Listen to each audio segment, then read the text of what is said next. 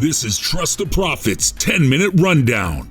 Here's your hosts, El Hombre and The Formula. Hey everyone, welcome to the Trust the Profits 10-Minute Rundown on March 8th, 2021.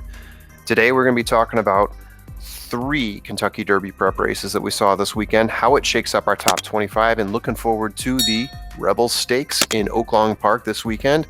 El Hombre, how you doing? Good, man. Yeah, coming off the big Saturday that Big Saturday. I'm still tired from it, but yeah, it was a great day from the betting perspective for me personally. But I have one question to ask you. I'm trying to remember if I asked this question last week. I should have if I didn't. The question is, did we just see the Kentucky Derby winner this past weekend? I said that. I think I asked that question last week about essential quality. There it is. And now I ask it to you. I can't say no. Yeah. I think it's shaping up to be awesome. I think Life is Good was ridiculous. Ridiculous, yeah. Bored. He won bored to death out there. Yeah. Yeah, it was the most impressive performance. Now again, that was I won't even say. I mean, that was a top flight field too. I mean, that was. Yeah, you got Medina Spirit is there, the great one, and one more missing. Dream Shake was in there as well. Yeah. Roman Centurion. I mean, there was a bunch. Yeah, so let's just jump into it, right? So we've got 3 races to wrap up. We just went through San Felipe, where Life is Good was pretty much untouched the entire race. Looked like a star out there. Looked like the top 3 contender that he is, and I think it is a top 3 right now. I have no reason to move Life is Good out of my top spot. Like I said last week, I was going to wait until this week to see if I move Essential Quality one above him or even Greatest Honor, but no, to me it's still Life is Good. Yeah, I can't blame you. I can't blame you. Like you said, that the formula's had him number 1 all year. He started the year number 2 for me. I dropped him. I was impressed enough with Greatest Honor and Concert Tour. I believe I had him drop to 3rd or 4th the last couple weeks, but after that performance, he's number 2 again for me. Only number 1 Essential Quality is only in front of him because of my golden rule about the Breeders' Cup champion is the number 1 horse until he's beaten. And who can blame you? I mean, Essential Quality ran a great race 3 weeks ago, and in bad conditions too. So who knows what would happen if there were better conditions, and we might be talking about Essential Quality looking like a rock star. And we did last week, right? All things considered. So hard to knock one until the 2 or 3 face each other in one race. What other races do we have this weekend? Gotham at Aqueduct. Yep. Gotham, Weyburn, wore down Freedom Fighter, and then it was too much to handle for Highly Motivated. Just a strong, consistent race from Weyburn. Every other horse just sort of failed to be in that top spot, but he was either knocking at the door or in front the entire race. Yeah, he had a strong challenger in Crowded Trade, which Crowded Trade. That's what I meant, not Highly Motivated. Crowded Trade. Highly Motivated finished 3rd after a terrible start. Stumbled out of the gate. Yeah. Stumbled out of the gate. He was dead before it started, but he ended up closing pretty good for 3rd. Which is one reason why he stayed in my top 25 despite his getting beat by a couple of bombs. Yeah. I moved him down to 21 because he lost, but it was such a bad trip. He had such a horrible trip. He had to stop going up to the top of the stretch. He had to stop in traffic too. I mean, just all the trouble caused by that terrible start. Yeah. So it was not really a fair gauge of who he is, and I think he finished strong enough to remain a contender in my eyes, but maybe not a top flight, but he's definitely still in the top 25. Right. And then we had a huge wide open race at Tampa Bay. We had a lot of horses that we were throwing around in that one, but really that was the one that we felt was the most wide open out of all of them. And who came in number 1? Helium. Horse I predicted last week on this very podcast was a huge winner, beating out Hidden Stash. What do you think about that one there, El Hombre?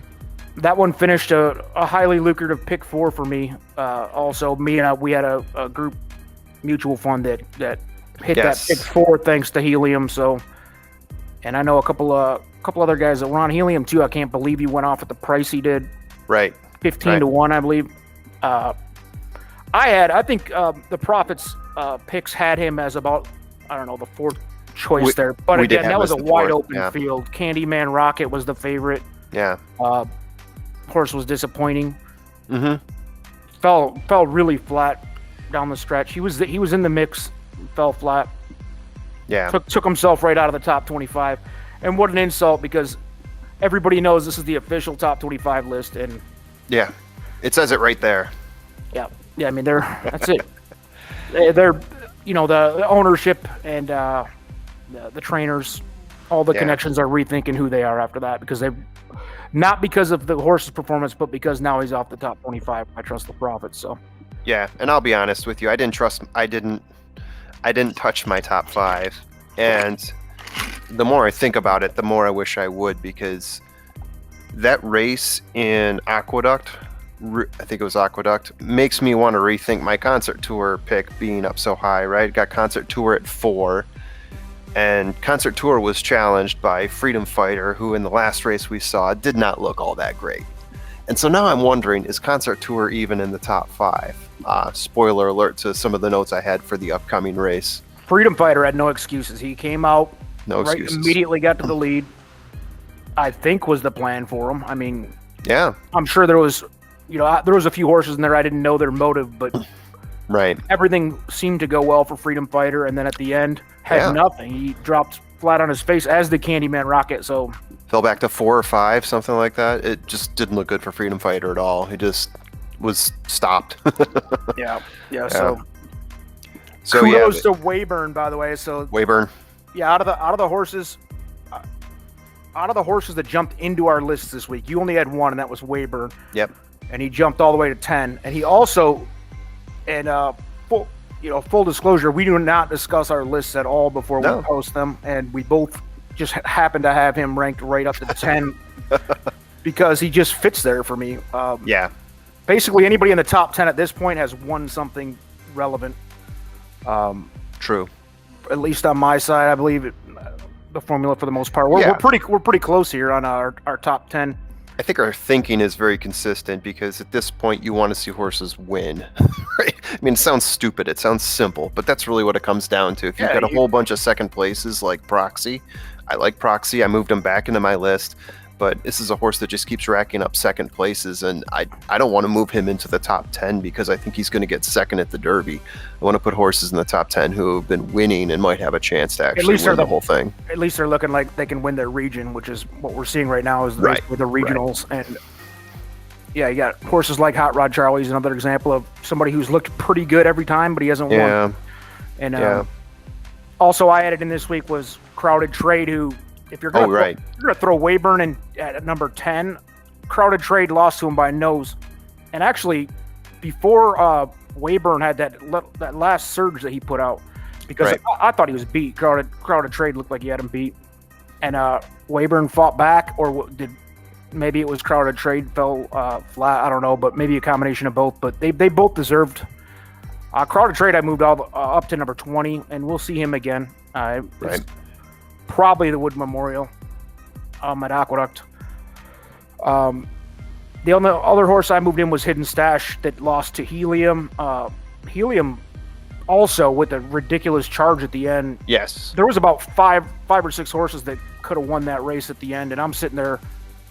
I was live to the pick 4 with three horses, and at the top of the stretch, Helium was not looking good. Put it that way, and for him to close the way he did was pretty impressive. That was impressive. So, I think we got. This is the most competitive point at this time in the season that I can remember. Because last year I think we had 2 or 3 that were really standing out, and we didn't have anybody else that had didn't have, at least in our eyes, much of a chance. And it ended up being true because we had Tis the Law. We had Authentic around 7 or 8 or so, but. We Top did have 5 most of the year, I thought, on Authentic, but I could be remembering it wrong. I always thought highly of Authentic, and I never understood why, even in my mind, we kept negging him in terms of, being up there with, say, Nadal and well, he mysteriously took a big leap at the Kentucky Derby, and I won't go as far as to call him a juice factory as I have in the past because I just can't prove it, but We won't get into that debate because that could be a whole show. Jeez. Yeah.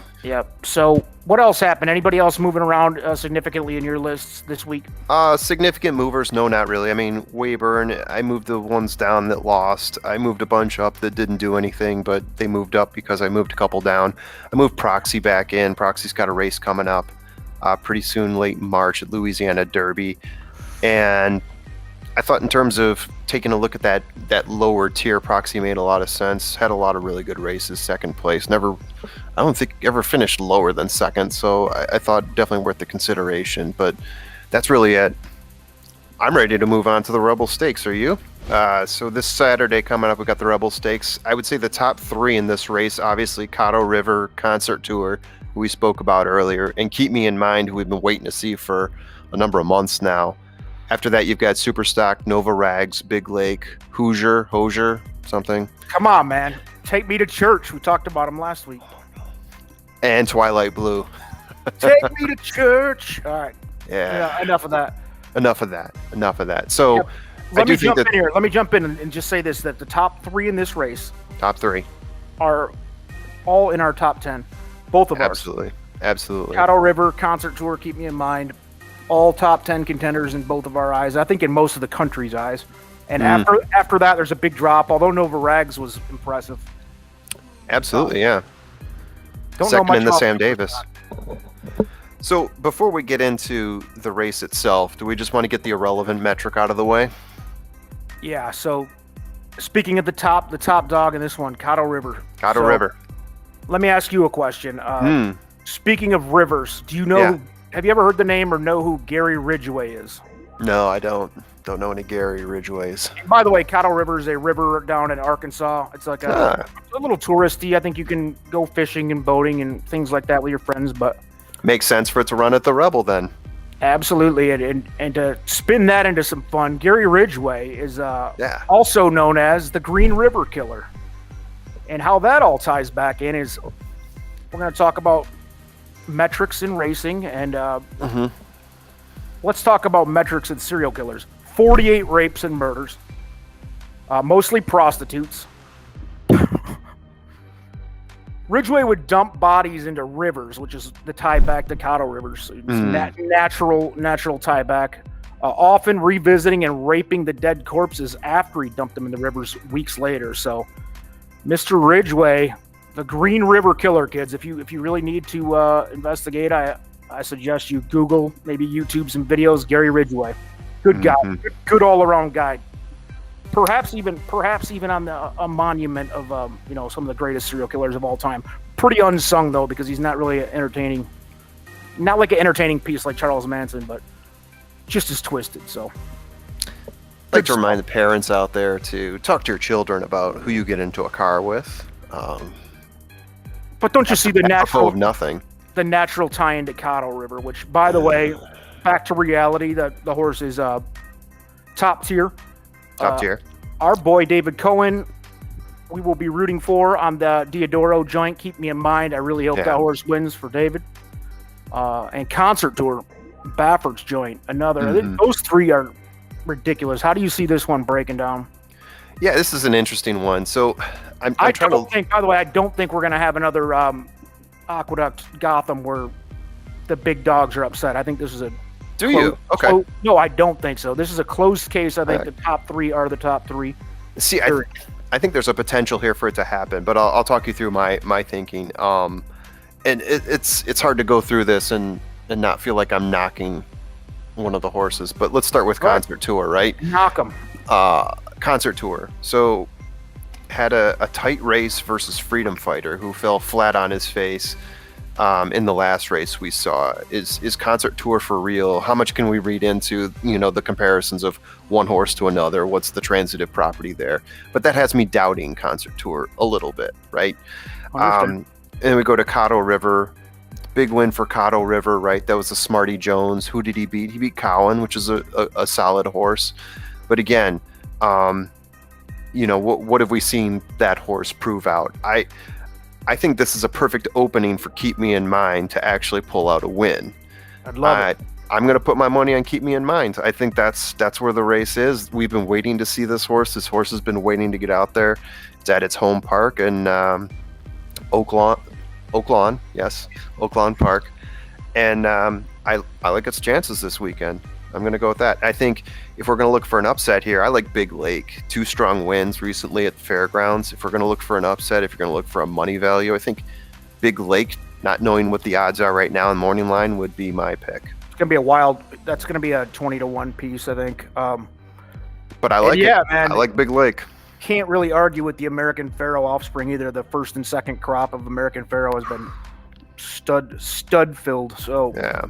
So what are your thoughts on this? What do you think about what I said in terms of those top 3? Who do you see now in this victory? I couldn't agree more. Concert Tour is the only one who's had stiff competition, I think. Caddo River was very, very impressive, but against not much of a field. Cowan maybe run against anybody either. But all 3 of them have. I think it's a 3-horse race, and I think any of those 3 could win. And I think that Keep Me in Mind is going to be the price of the 3. So from a gambling perspective, that's probably who I'll bet too. Wouldn't be surprised if Concert Tour hammered them, to be honest with you. Okay. But I'm not so confident that I'm going to come out and say that I'm betting on him. Depends on the odds. Yeah. Again, this is before the post-position draw, which won't mean anything in this race. There's only 8 horses. Yeah. But yeah, I think any of those 3 could hit. It's going to be fun trying to put together a trifecta for this one. Yeah, I have a feeling Concert Tour is going to get hammered down to like 6 over 5, 4 over 5. I think he will be the favorite. Right. Baffert horse, despite big winner. Caddo River and Keep Me in Mind both being, equally as impressive to me. I think right. That's going to be awesome. This is definitely going to be a good one. Yeah. Big Lake for the show. Can't lose. Wow. Lose. All right, man. So I think that wraps up our 10-minute rundown where we went over by at least a little. Who knows? So this is the formula. It's going to be a good one. It's going to be a good one. Let's do it. We'll talk next week on this. Do you think there's a possibility, last thing, do you think there's a possibility that anybody wins this thing and is impressive enough to go to number 1 for you? No. Me I don't neither. see it happening. I don't see it happening. On that note, peace be with you. Signing out. Bye. Late.